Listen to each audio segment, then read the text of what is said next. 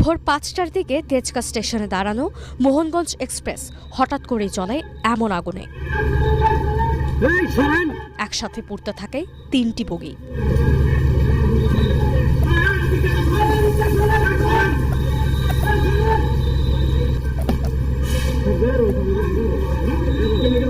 কিভাবে আগুন লাগলো তা বুঝে উঠতে না পেরে স্টেশন জুড়ে আতঙ্কিত হয়ে পড়েন কয়েকশো যাত্রী। ট্রেনের জানালা ভেঙে বের হতে চেষ্টা করেন অনেকেই।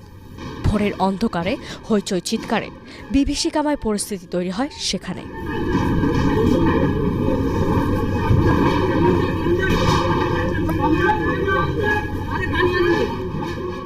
খবর পেয়ে কয়েক মিনিটের মধ্যেই ফায়ার সার্ভিসের ৩টি ইউনিট সেখানে গিয়ে আগুন নেভাতে শুরু করেন।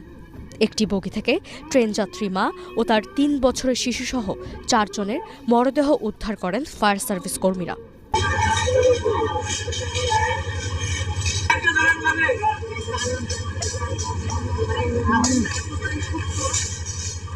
প্রায় ২ ঘন্টার চেষ্টায় মোহনগঞ্জ এক্সপ্রেসের আগুন নেভান ফায়ার সার্ভিস কর্মীরা।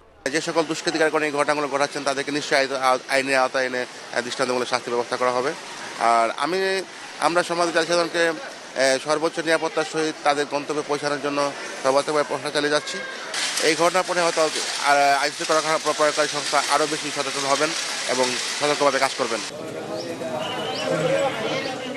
এরপর দগ্ধ ট্রেনটি তেজগাঁ থেকে টেনে নেওয়া হয় কমলাপুর স্টেশনের ওয়াশপিটে।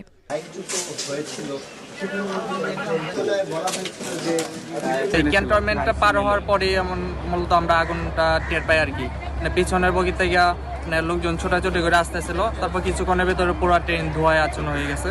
তারপর সবাই তা আতঙ্কিত হয়ে গেছে, যার যার মতো করে জানলা কিছুক্ষণ পর ট্রেন থামার পরে জানলা দিয়ে আর যেভাবে নামছে অনেকে লাফাইয়া পড়ছে, আহত হয়েছে। আমরা কলা বেশি দেই যে আগুন প্রথমে এত যেমনি কি ট্রেন দেয় সোলো করছে, আগুন একের উপরে দিয়ে করতেছে, হা করে জ্বলতেছে। আমরা সব যাত্রী করে ডাইকা বাইরে উড়ে না, তারপর পাথর লইছি, পাথর লইব বাইরে সব করে উড়াইছি। উড়াই যে যারে যেমতে টাইনে টুইনে আমরা বাইক করছি, বাইক করে তুইয়া তারপরে আমি এনে খাড়া হয়ে দিছি। আগুন জ্বলতে আছে ওইখানে রেলে, আমি ভিতরে যাই টিকিট কালাম। বগির লোকজন যারা ছিল তারা বেরোচ্ছে বা কেউ বগিতে দেখেন আমি শুধু আগুনে ধুমাই দিচ্ছি। এর আগে ১৩ ডিসেম্বর গাজীপুরের রেললাইন কেটে ফেলায় মোহনগঞ্জ এক্সপ্রেসের ৭টি বগি ভাওয়ালের চিলাই ব্রিজের কাছে লাইনচ্যুত হয়। ওই ঘটনায় একজন নিহত